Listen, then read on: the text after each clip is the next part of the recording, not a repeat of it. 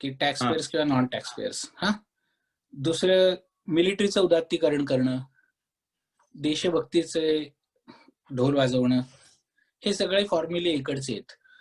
अजून एक तुम्हाला सांगतो, प्रेस बद्दल अविश्वास निर्माण करणं. हा फॉर्म्युला अमेरिकेत जन्माला कधी आला? व्हिएतनाम वॉर नंतर. व्हिएतनाम वॉर मध्ये प्रेसने अतिशय चांगलं काम केलं अमेरिकेत, आणि त्यामुळे अमेरिकेत जनजागृती होऊन अतिशय विरोध झाला युद्धाला. तर ते यांनी ओळखलं अमेरिकेच्या राईट विंग थिंक टँक्सनी, केटो इन्स्टिट्यूट वगैरे अशा इथल्या राईट विंगच्या थिंक टँक्स असतात की ज्या राईट विंग बिलियनियर्स फंड करतात की युद्धाला विरोध होऊन कसं चालेल. मग ते थिंक टँक्स तयार करतात. त्या थिंक टँक्स मधनं मग ते स्ट्रॅटेजी तयार करतात आणि त्या दृष्टीने समाजात विचार पसरवतात की प्रेस काय बरोबर नाहीये, प्रेसचं सगळंच, आणि their strategy is to create doubt. They are not after truth. खरं काय खोटं काय करायची गरज नाही. लोकांना फक्त म्हणायचं प्रेसचं जरा ना काय बरोबर नसतात, ही लोक ना जरा विकली गेलेले असतात. असं एकदा तुम्ही सुरू केलं ना की जनतेला खरं खोटं करायची गरज नसते, अविश्वास निर्माण झाला पुरेसा आहे. तर अशा अनेक त्यांच्या स्ट्रॅटेजीज आहेत. आणि तुम्हाला मी काय सांगू की अक्षरशः आजकाल मला कधी कधी दिसतं की या आठवड्यात अमेरिकेत काहीतरी घडले आणि त्याचं भारतात प्रतिबिंब पुढच्या आठवड्यात दिसतं, त्या स्ट्रॅटेजीचं प्रतिबिंब. आणि हे चिंतेचा विषय आहे की कुठेतरी भारताचे सध्याच्या राज्यकर्त्यांचं ते कनेक्शन अमेरिकेच्या राईट विंगशी जे आहे, माझ्या दृष्टीने, माझ्या मते हे चिंतेचा विषय. निश्चितच. तुम्ही सांगत होतात तर माझं मी मनात येत होतं की एक्झॅक्टली हेच नॅशनलिझम असेल, मिलिटरीचं ग्लोरिफिकेशन असेल, किंवा प्रेसला तुम्ही जसं म्हटलं की अंडरमाइन करत राहायचं सतत, लिबरल थॉटला सिक्युलर, अर्बन नक्सल असं ब्रँडिंग करायचं. आणि प्रेसचं तर मी स्वतः म्हणजे एक उदाहरण आहे, म्हणजे एक्झाम्पल बनलेलो आहे की मी जज लोयांचा खून एक्सपोज केला आणि government insured that he loses the job and he doesn't get the job. आता आज 3 वर्ष मी त्यातून जातोय इनफॅक्ट. त्या सगळ्याचे ह्याच्या व्यतिरिक्त जे काही पर्सनल अटॅक्स आणि ट्रोलिंग जे भयानक प्रकार भारतात आहे, तो तर सगळा ह्याच्यातला वेगळा भाग आहे. पण हे इतकं सिस्टमॅटिक आणि हे टिपिकल फॅसिस्ट आहे ऍक्च्युली. अगदी फॅसिस्ट. एक्झॅक्टली हे हिटलरनी केलं होतं, एक्झॅक्टली हे मुसोलिनी करत होतं, आणि आम्ही त्याच टाइमलाईन वरती आहोत. अगदी बरोबर आहे. म्हणजे अगदी ज्यूजना कोशर बॅन, मीट बॅन केलं, आम्ही बीफ बॅन बघितलं.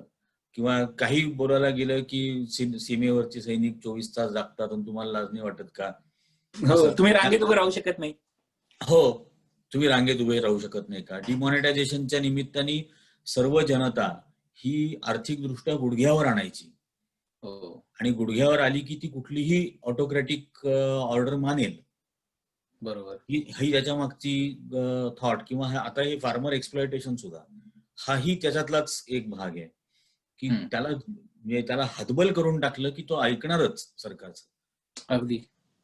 आज आणि दुसऱ्या बाजूला आता जो मीडिया सरेंडर करून घेतलेला आहे तो, म्हणजे एकीकडे सीमेवरती मिसाईल्सचा ढिगारा चीननी ओतलेला आहे, आणि माझ्या देशाचा प्रमुख हा भारतीय खेळण्यांचं महत्व किंवा भारतीय कुत्री ब्रीडची कशी आपण पाळायला पाहिजे वगैरे, तो मोराबरोबर काहीतरी दिवसभर असतो आणि दिवसभर सगळी चॅनल्स मोरच दाखवत राहतात.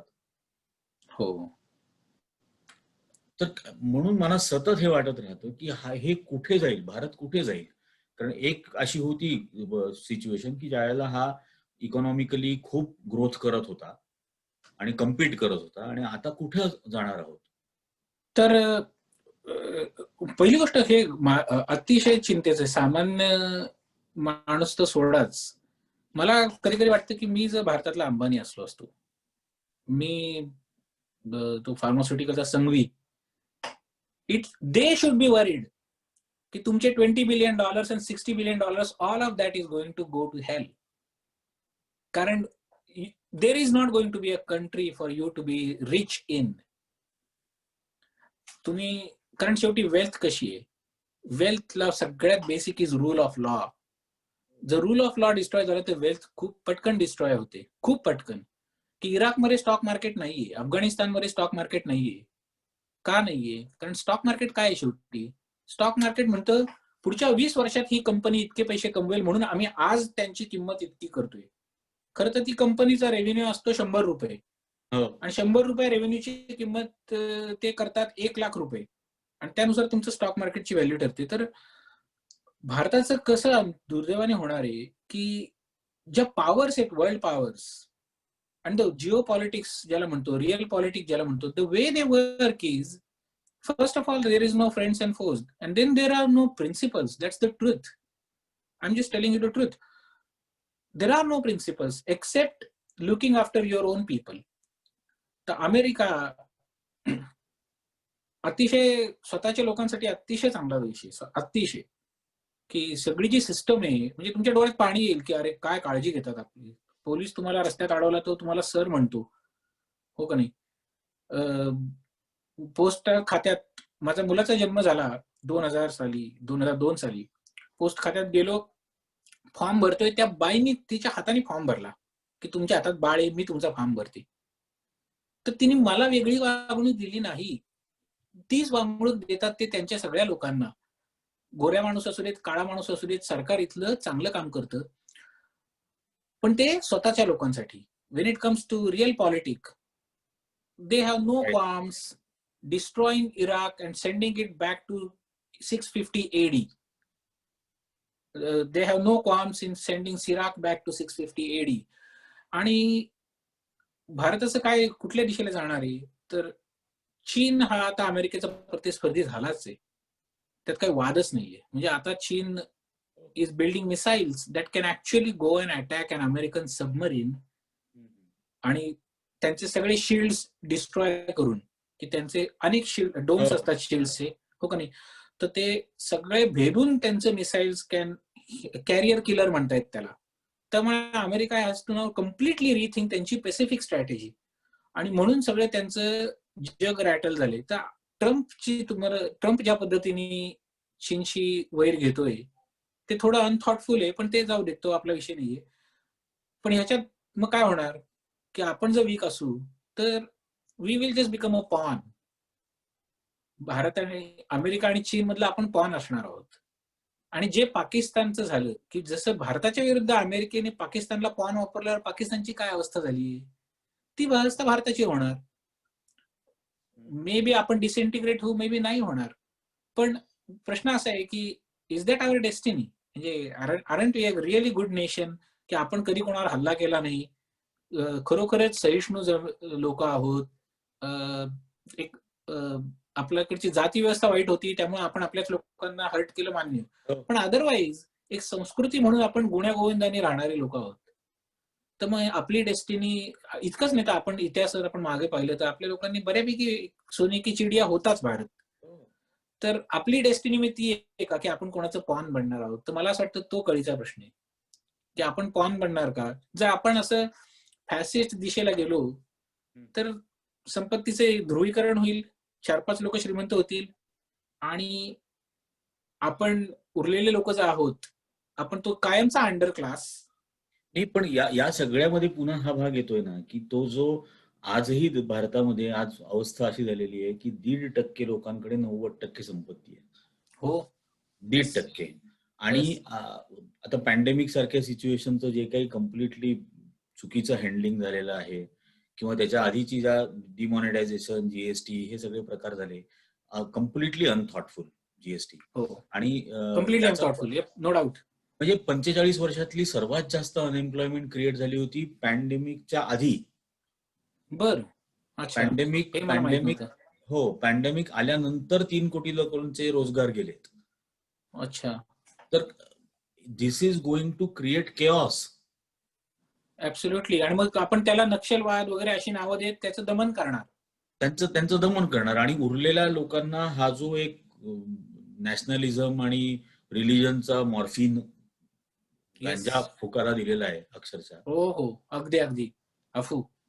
त्यामुळे आज काहीही तुम्ही आपण बोलायला गेलो, सेन्सिबल बोलायला गेलो, तर एक तर तू हिंदूद्रोही आहे, तू देशद्रोही आहे आणि तू निघून जा इथून, नाहीतर मग हल्ला होणार, मारणार.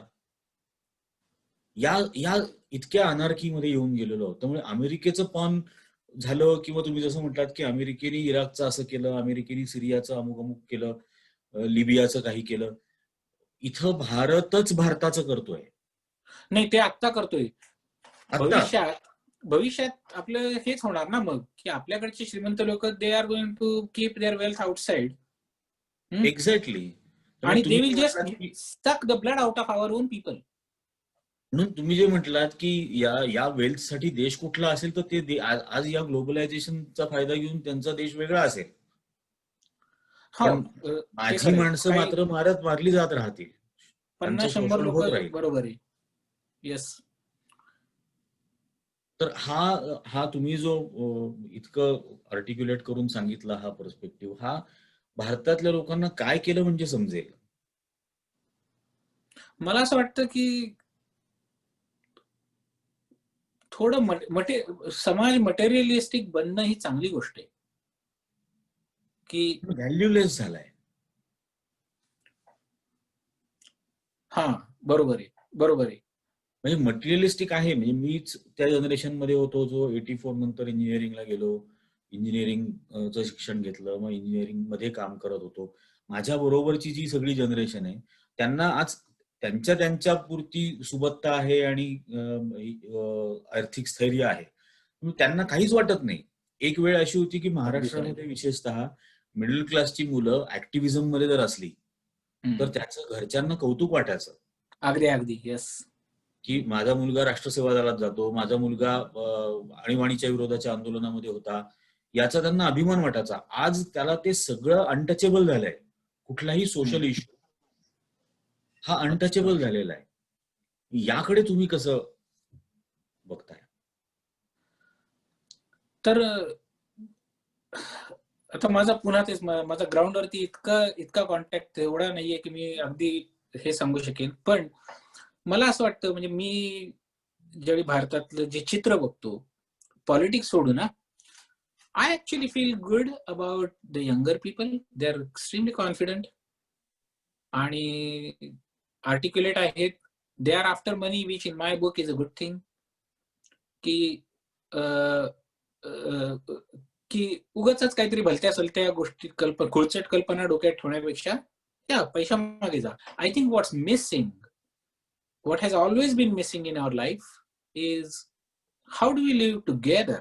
म्हणजे माझी प्रगती करेन, अंधश्रद्धा वगैरे ठीक आहे. एक्झॅक्टली. को एक्झिस्टन्स. हा, की मग मी करताना त्या शेतकऱ्याचं काय होणार, हो की नाही?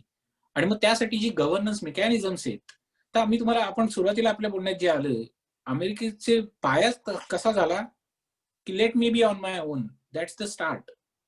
की ज्याने त्यांनी स्वतःची 500 एकर जमीन घेतली, बंदूक घेऊन राखण करतोय, गुरं करतोय, आणि सरकार काय अस्तित्वातच नाहीये. मग हळूहळू मग 4 लोक एकत्र आले, ते म्हणले की थोडं आपण जरा टॅक्स रेज करायचा का, म्हणजे आपण आपल्या 500 घरांचं काहीतरी करू शकू. असं करत करत ते काउंटी, गाव, असं करत करत ते सगळं झाले. आज सुद्धा 2020 साली, आज तुम्ही ते अमेरिकेत आहात, ते इलेक्शनचं तुम्ही पाहत असाल, इलेक्शनचा रिझल्ट हा अक्षरशः लोकल लेवलवरचा माणूस सर्टिफाय करतो.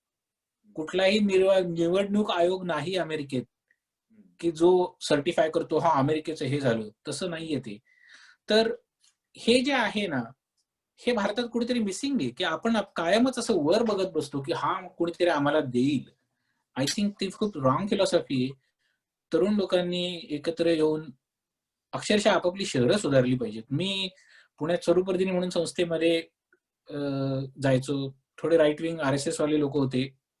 आता तर अजूनही जास्त RSS वाले झालेत. पण त्यांना माझं नेहमीच सांगणं की अरे, इतकी ताकद आहे, हजारो तरुण आहेत, पुन्हा सुधारा, इलेक्शनला उभे राहा, नगरसेवक व्हा, महापालिका तर ताब्यात घ्या. आणि मला पुन्हा तेच, म्हणजे IAS वर अतिशय माझा राग आहे की पुण्याचा कोणीतरी IAS वाला येणार, तर तुमचा आयुक्त, तो बसणार खुर्चीत, महापौर त्याच्या समोर उभे राहून हात जोडून उभा राहणार. हा काय प्रकार आहे? तो सदा नोकरी करणारा माणूस आहे. Elected official should always be. म्हणून ते तुकाराम मुंडेंच्या बाबतीत जे सगळं काय होतं ना, तुकाराम मुंडे माणूस किती प्रामाणिक असू दे, माझा नमस्कार त्यांना, पण मला एक गोष्ट कधीच पटत नाही, इलेक्टेड माणूस should always be on top, always. आणि नैतिकतेचे अवडंबर व्हायला लागलंय त्याही विषयामध्ये. तुम्ही जो उल्लेख केला त्याबद्दलही. की ते अवडंबर व्हायला लागले. आणि मी नैतिक आहे याचा अर्थ उरलेलं अख्खं जग अनैतिक आहे, हा दृष्टिकोन अत्यंत चुकीचा आहे. चुकीचं आहे. आणि जर नैतिक असाल तर तुम्ही स्वतः नगरसेवक बना, महापौर व्हा, आणि मग तर अजून काय करायचं ते करा. तर हे, तर मला असं वाटतं की आपल्याकडे कुठेतरी तरुणांनी जरा पुढाकार घेतला पाहिजे. राजकारणात येऊन वेगळ्या पद्धतीचं राजकारण करण्याचा काहीतरी आदर्श जर आता आला पाहिजे. कारण हिंदुत्वाचं राजकारण हे लोकांचं राजकारण नाहीये. ते आयडेंटिटी, संस्कृती, धर्म आणि संधी साधूपणा ह्याचं राजकारण आहे. प्रश्न सोडवण्याचा नाहीये ना, की तुम्ही कोणाचे काय प्रश्न सोडवताय. नसलेले प्रश्न निर्माण करताय. हो का नाही? मी 89 साली गेलो, 92 साली अयोध्येला गेलो, पाडली बाय आमच्या समोर पाडली. मी स्वतः जाऊन तिथे ते पहार घेऊन 2-4 दगड पाडले. वय वर्ष 19 त्यावेळी. पुढे हो. लक्षात येतं, हो, म्हणजे पुढे लक्षात येतं की अरे दॅट्स नॉनसेन्स. त्याला काही अर्थ नाहीये. की देश तो असा थोडाच घडतो. देश सगळे तुमचे सरकार कसं काम करतं, लोक किती प्रामाणिक करतात, किती कष्ट आहे, किती स्वातंत्र्य आहे, बोलायला स्वातंत्र्य आहे का, चालायला, वागायला, कपडे घालायला. तुम्ही लोकांना केवळ जातीवरनं म्हणणार का, की अरे नाही हा न्हावी आहे तो तसं त्याची तीच लायकी आहे, असं तुम्ही बोलणार का? हे नाही अमेरिकेत कोणी बोलत. नाही बोलायचं असं नाही बरं का, बोलायचे. एक काळ होता की ज्यावेळी ज्यूज लोकांचा ना अमेरिकेत अजूनही आहे वाईट भावना, पण पूर्वी खूपच तीव्र वाईट भावना होती की ज्यूज and dogs not allowed. Irish लोक तर गोऱ्याहून गोरे, म्हणजे ब्रिटिश लोकांपेक्षा जास्त गोरे रंगाने आयरिश. आयरिश लोकांना अतिशय दुजाभाव 1965 पर्यंत. मग केनेडी प्रेसिडेंट झाला आणि त्यानंतर अमेरिकेत चित्र बदललं आयरिशचं. तर पण अमेरिका जशी प्रवाही आहे, ती प्रवाही का राहिली? कारण काहीतरी तुम्ही अगदी म्हणता तसं की समाजाची जी मुख्य विचारधारा आहे ती स्वतःला बदलत राहिली आणि ते स्वतः व्हॅल्यूनी वागत राहिले, म्हणून ती प्रवाही राहिली आहे. तर आपला जो प्रवाह आहे, हा जो आम्ही फक्त शहरापुरता मर्यादित ठेवला, आणि तर त्यांना ते शोषणाची सवयच होऊन जाईल की आम्ही गावांचं शोषणच करायचं, किंवा शहरामध्ये पण अमुक-तमुक जातीच्या लोकांनी झोपडपट्टीत राहायचं आणि बाकीच्यांची सेवा करायची. हा काय म्हणजे जातीनुसार असतंच असं नाही, पण Tata institute of social science मला कधी-कधी प्रश्न पडतो की काय करता तुम्ही तिथे बसून? हां? तुम्ही बघा, भारतात economic disparity is clearly according to your caste. Literally. तर ते आपण कधीतरी फिक्स करायचा प्रयत्न करणार का नाही?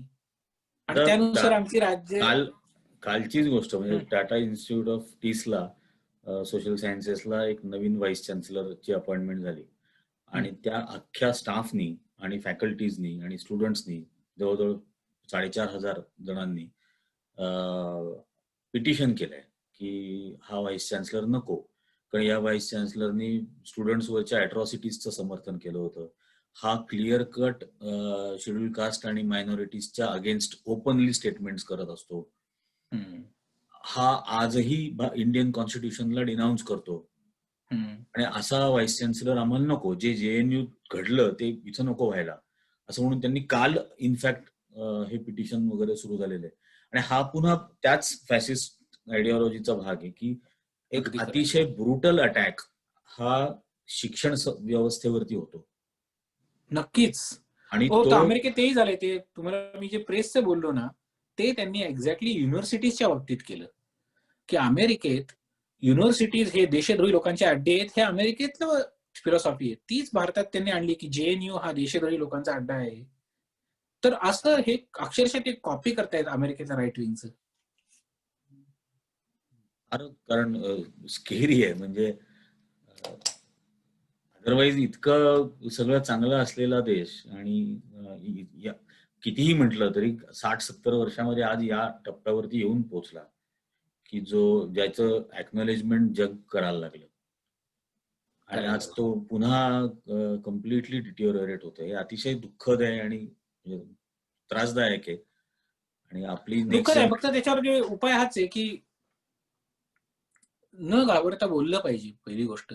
एक जरा माझ्या ऑब्झर्वेशन मध्ये असं येते की आजकाल लोक बोलायला घाबरतात. आपलं मत व्यक्त करायला घाबरतायत.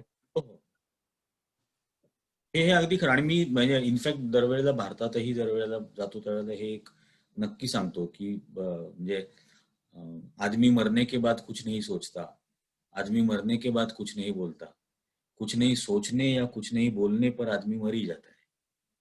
अगदी खरंय. आणि आज अक्षरशः ती सिच्युएशन आणून ठेवली. आणि म्हणून पहिला प्रश्न मी जो विचारला तो प्रश्न विचारण्याच्या पद्धतीचा होता, की माझ्या देशात प्रश्न विचारायलाच रोखलं जातं विद्यार्थ्यांना शाळेपासून, आणि इथं प्रश्न विचारायलाच प्रोत्साहन दिलं जातं, आणि मग नंतर मी त्या व्यवस्थेला सुद्धा प्रश्न विचारत नाही.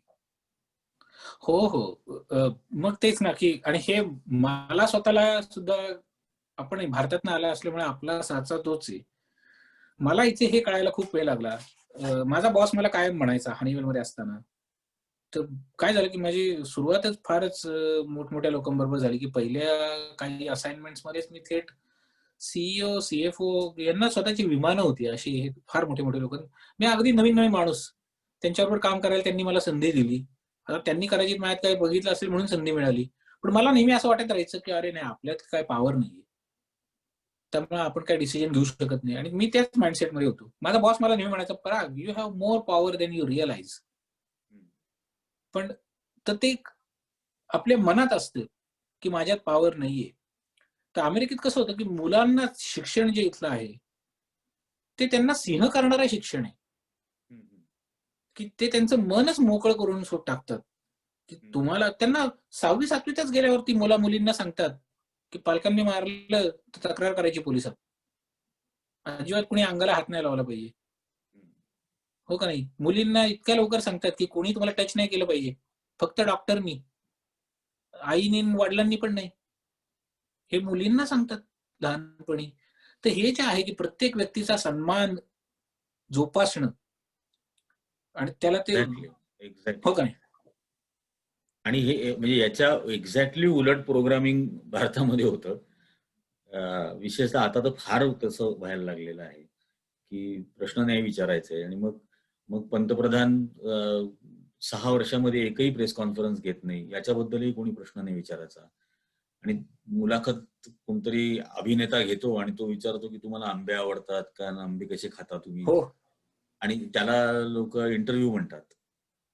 खरंय.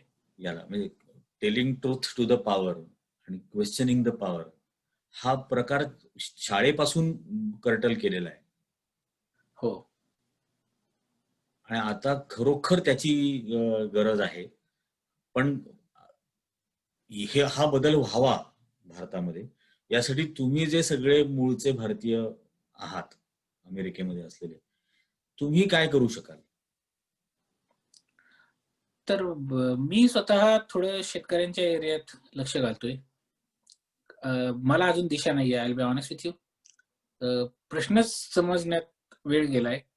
आता बघू त्यातनं पुढे काय होईल. पण एक गोष्ट मला ॲब्सोल्युटली कदाचित त्यांच्याच माध्यमातून करायची इच्छा आहे, की भारतातले जे ॲस्पायरिंग पॉलिटिशियन्स आहेत, यंग आहेत.